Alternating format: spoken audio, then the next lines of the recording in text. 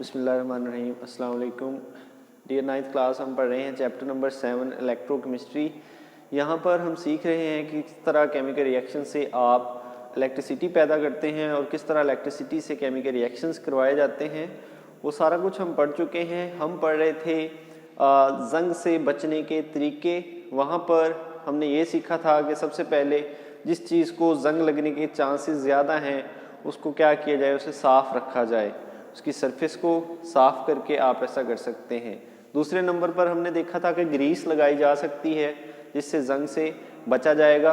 और तीसरे नंबर पर था हमारे पास कि आप 2 या 3 मेटल्स को इकट्ठा करके एक नई चीज़ बनाएं तो उसको जंग लगने के चांसेस भी कम हो जाते हैं। और लास्ट पे था हमारे पास कि आप एक मेटल के ऊपर दूसरे मेटल की तह चढ़ा दें तो उससे जंग लगने से बचा जा सकता है।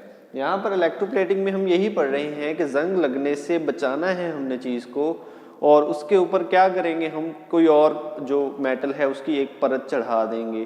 पहले जो है, इससे पहले हमने सिल्वर की परत चढ़ाना सीखा है कि कैसे उसे चढ़ाया जा सकता है। यहाँ पर हम सीखेंगे क्रोमियम की परत जो है वो कैसे दूसरे मेटल्स पर चढ़ाई जा सकती है। तो यहाँ पर हम सबसे पहले देखेंगे कि जो इलेक्ट्रोलाइटिक सेल है उसके अंदर हम एक सॉल्यूशन लेंगे। सेल के अंदर सॉल्यूशन लेने के बाद हम अपना काम करेंगे स्टार्ट। ये एक सॉल्यूशन है। अगर आपने क्रोमियम की करनी है तो क्रोमियम सल्फेट लेते हैं, अगर सिल्वर की करनी है तो सिल्वर सल्फेट लेते हैं। ये कल हमने पढ़ा था। यहाँ पर आप कौन सा लेंगे जी, क्रोमियम सल्फेट। ठीक है जी, ये उसका फॉर्मूला है। क्रोमियम सल्फेट लेकर उसके अंदर आप एक रखेंगे एनोड और एक रखेंगे कैथोड। ये मिसाल के तौर पर एनोड है, इसी तरह का साथ एक होगा कैथोड होगा। ठीक है जी। अब आपने जिस चीज पर आपने परत चढ़ानी है वो आपने रखनी है कैथोड पर, और जिसकी चढ़ानी है वो रखनी है एनोड पर। ये वाला एनोड होगा, इसे आप किसी बैटरी के साथ जोड़ेंगे। ठीक है जी, ये वाली बैटरी, ये बैटरी के साथ जुड़ गए हैं दोनों। अब ये वाला जो है ये है एनोड, एनोड है ये वाला। ठीक है जी, और इस पर है पॉजिटिव चार्ज, और ये वाला यहाँ पर ये वाला ये है कैथोड, कैथोड पर है जी नेगेटिव चार्ज। अब ये दोनों मैंने जोड़ लिए हैं, इसके अंदर मैंने क्रोमियम डाल लिए हैं क्रोमियम सल्फेट की सूरत में, और यहाँ पर इस एनोड पर मैंने क्या ले लिया है, क्रोमियम, और इस कैथोड पर मैंने ले लिया है आयरन। आयरन पे मैं चढ़ाना चाहता हूँ क्योंकि लोहे को जंग ज़्यादा लगता है, तो लोहे को मैं जंग से बचाना चाहता हूँ। किसकी मदद से, क्रोमियम की मदद से। क्रोमियम मैं साथ रखूँगा, इधर रखूँगा लोहा। सोल्यूशन कौन सा होगा हमारा, ये वाला। इसमें मैंने दोनों को डुबोया हुआ है और उसके बाद बैटरी के साथ दोनों को जोड़ा हुआ है।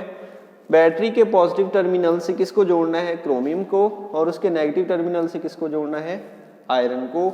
ये सारा कुछ करके ये सारा कुछ हमारे पास क्या कहलाता है, इलेक्ट्रोलाइटिक सेल। ये वाला है इलेक्ट्रोलाइटिक सेल। ठीक है जी। तो इस इलेक्ट्रोलाइटिक सेल की मदद से हम क्रोमियम की जो एक तह है वो दूसरे के ऊपर चढ़ा देंगे। अब क्या किया जाएगा जी, सबसे पहले देखें जो हमारे पास होगी क्रोमियम। जब बैटरी से इसे करंट दिया जाएगा, करंट देने की सूरत में इसके आयंस बन जाएंगे इस तरह, क्रोमियम 3+ और SO4 -2। ठीक है जी। तो इस तरह ये बन जाएगा पहला।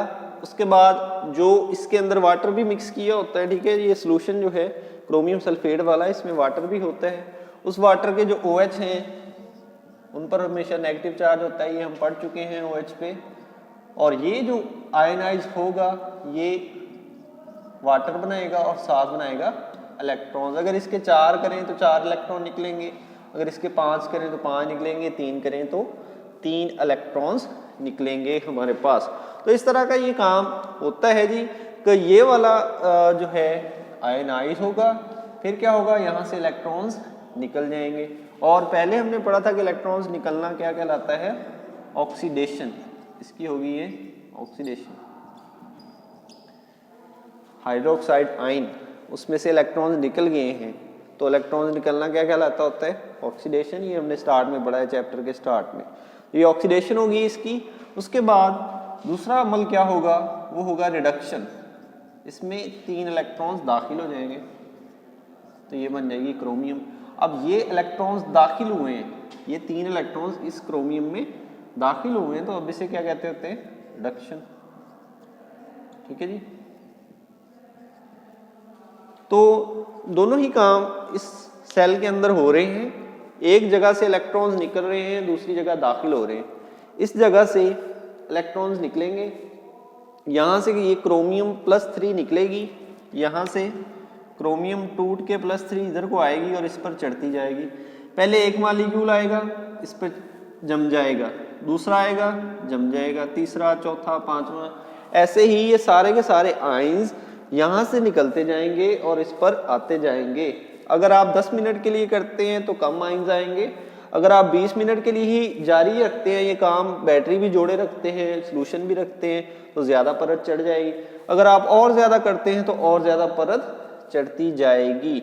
अब जो लास्ट बात है वो क्या है कि आप डायरेक्ट जो है क्रोमियम इस आयरन पे नहीं चढ़ा सकते। ठीक है जी, वो लास्ट पे लिखा है इस टॉपिक के कि आयरन पर अगर आप डायरेक्ट क्रोमियम चढ़ाएंगे तो ये अच्छा नहीं रहेगा। क्यों? क्योंकि क्रोमियम इतना अच्छा मेटल नहीं है, जब डायरेक्ट आयरन के ऊपर चढ़ाएं तो ये इतना कोई असर उस पर नहीं करता, जंग फिर भी लग जाएगा। लेकिन अगर आप पहले आयरन पे क्या चढ़ाएं? पहले चढ़ाएं निकल, फिर चढ़ाएं कॉपर। ठीक है जी, ये 2 चढ़ाएं पहले आयरन पे, ये दोनों जब चढ़ जाएंगे इसके ऊपर, फिर उनके ऊपर क्रोमियम चढ़ाएंगे, तो फिर उसे कभी भी जिंदगी में जंग नहीं लगेगा। निकल और कॉपर आयरन पे पहले चढ़ाएंगे, उसके बाद क्रोमियम चढ़ाएंगे, फिर उसको कभी भी जंग नहीं लगेगा। अगर आप डायरेक्ट क्रोमियम चढ़ा देते हैं कुछ देर के लिए तो जंग नहीं लगता, लेकिन बाद में जंग लगना शुरू हो जाता है। इसकी वजह यह है कि क्रोमियम जो है अपने अंदर से ऑक्सीजन को गुजरने देती है, जब अंदर आएगी ऑक्सीजन लोहे को जंग लग जाएगा। ठीक है जी, तो क्रोमियम डायरेक्ट नहीं चढ़ानी, क्या करना है? पहले निकल या कोबाल्ट, इन दोनों को भी चढ़ा सकते हैं, इन दोनों में से एक, उसकी परत पहले चढ़ाएंगे आयरन पे, उसके चढ़ाने के बाद फिर क्रोमियम की परत उसके ऊपर चढ़ाएंगे, तो फिर उसे जंग कभी भी नहीं लगेगा। ये वाला मेथड ज़्यादा कारआमद है इस मेथड से। अगर आप डायरेक्ट कर रहे हैं तो वो ज़्यादा देर नहीं निकालेगा, अगर आप ऐसे कर रहे हैं तो वो ज़्यादा देर निकालेगा। तो इलेक्ट्रोलाइटिक सेल होगा आपके पास, ये सोल्यूशन होगा, एनोड और कैथोड होंगे, आपने डुबोए हुए होंगे, बैटरी के साथ जोड़ेंगे, फिर ये रिएक्शंस होंगे 2, और आपकी जो परत है क्रोमियम की वो दूसरे के ऊपर आसानी से चढ़ जाएगी और इस तरह आप जंग से बच जाएंगे। उम्मीद है कि ये टॉपिक आपको समझ आ गया होगा। मिलते हैं नेक्स्ट टॉपिक के साथ, अपना ख्याल रखें, अल्लाह हाफ़िज़।